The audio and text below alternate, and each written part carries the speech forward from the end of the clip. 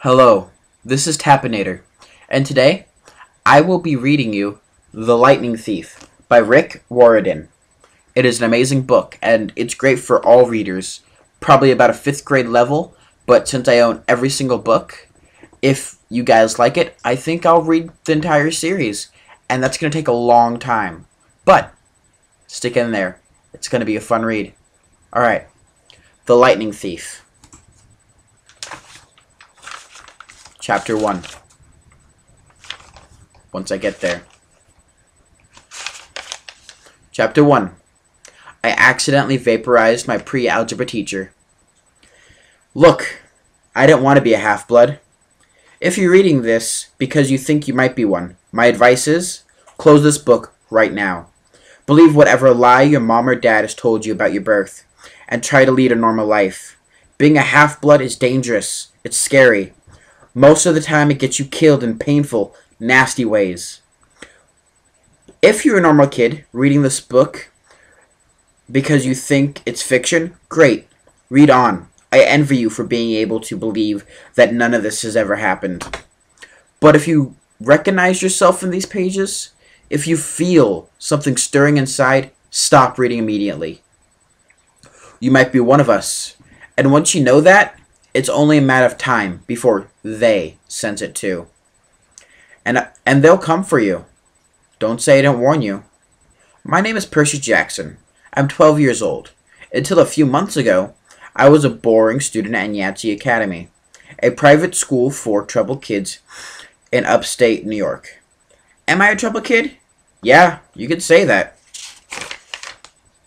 I could start at any point in my short, miserable life to prove it. But things really started going bad last May, when our 6th grade class took a field trip to Manhattan. 28 mental case kids and 2 teachers on a yellow school bus, heading to the Metropolitan Museum of Art to look at ancient Greek and Roman stuff. I know, it sounds like torture. Most Yancey field trips were. But Mr. Bruner, our Latin teacher, was leading this trip, so I had hopes. Mr. Bruner was a middle-aged guy in a motorized wheelchair. He had thinning hair and a scruffy beard and a frayed tweed jacket, which always smelled like coffee. You wouldn't think he'd be cool, but he told stories and jokes and let us play games in his class. He also had this awesome collection of Roman armor and weapons. So he was the only teacher whose class I didn't fall asleep in.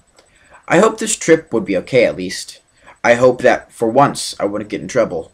Boy, was I wrong. See, bad things happen to me on field trips. Like in my 5th grade school, when we went to Saratoga battlefield, I had this accident with a Revolutionary War cannon. I wasn't aiming for the school bus, but, of course, I got expelled anyways. And before that, at my 4th grade school, when we took a behind-the-scenes tour of the Marine World Shark Pool, I sort of hit the wrong level on the catwalk, and our class took a unplanned swim. And the time before that, well, you get the idea. This trip, I was determined to be good. All the way to the city, I put up with Nancy Bobofit, a freckly, red-headed, kleptomaniac girl hitting my best friend Grover in the back of the head with chunks of peanut butter and ketchup sandwich. Grover was an easy target. He was scrawny. He cried when he got frustrated. He must have been held back several grades, because he was the only 6th grader with acne and the start of a wispy beard on his chin. On top of all that, he was a cripple. He had a note excusing him from PE for the rest of his life because he had some kind of muscular disease in his legs. He walked funny, like every step hurt him. But don't let that fool you. You should have seen him run when it was enchilada day in the cafeteria. Anyway, Nancy Bobofit was throwing Waj's sandwich that stuck in his curly brown hair, and she knew I couldn't do anything back to her because I was already on probation. The headmaster had threatened me with Death by in-school suspension if anything bad, embarrassing, or even mildly entertaining happened on this trip. I'm going to kill her, I mumbled. Grover tried to calm me down. It's okay. I like peanut butter. He dodged another piece of Nancy's luck.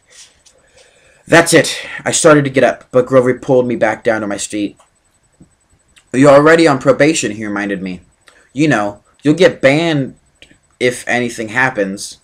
Looking back on it, I wish I decked Nancy Bobo Fett right there and then. The school suspension would have been nothing compared to the mess I was about to get myself into. Mr. Buhner led the museum tour. He rode up front in his wheelchair, guiding us through his big, echoey galleries, past marble statues and glass cases full of really old black and orange poetry. It blew my mind that this stuff had survived 2,000, 3,000 years. He gathered us around a 13-foot-tall stone colosseum with big sphinx on the top and started telling us how it was a grave marker, a stele for a girl about our age.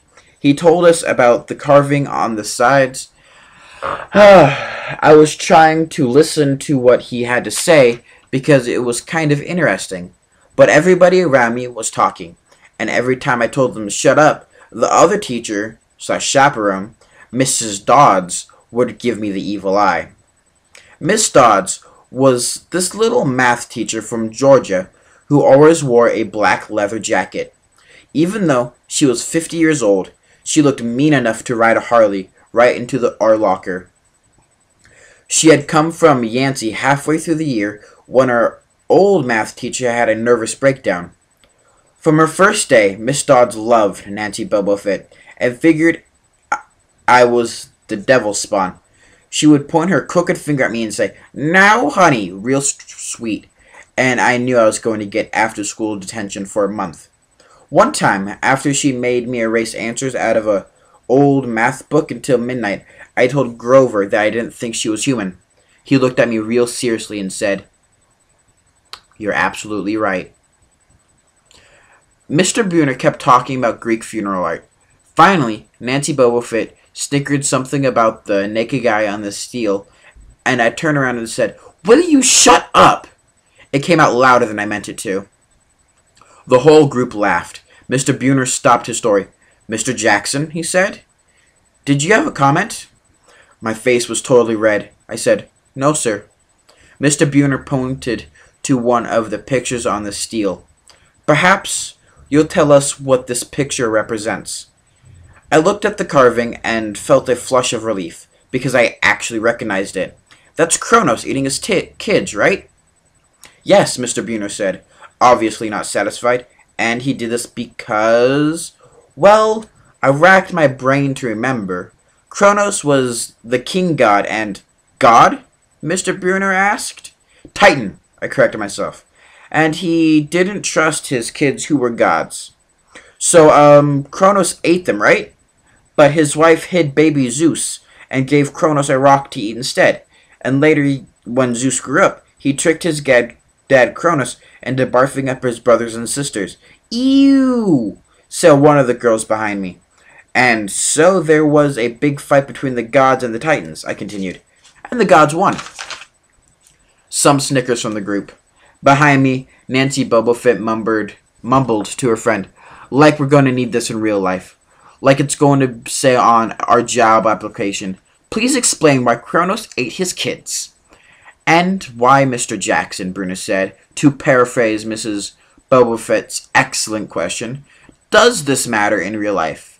"Busted," Grover muttered. "Shut up," Nancy hissed, her face even brighter red than her hair. At least Nancy got packed, too. Mr. Buhner was the only one who ever caught her saying anything wrong. He had radar ears. I'm going to stop it here, and then I'll continue next time. Thank you. Join me once again at Tappination.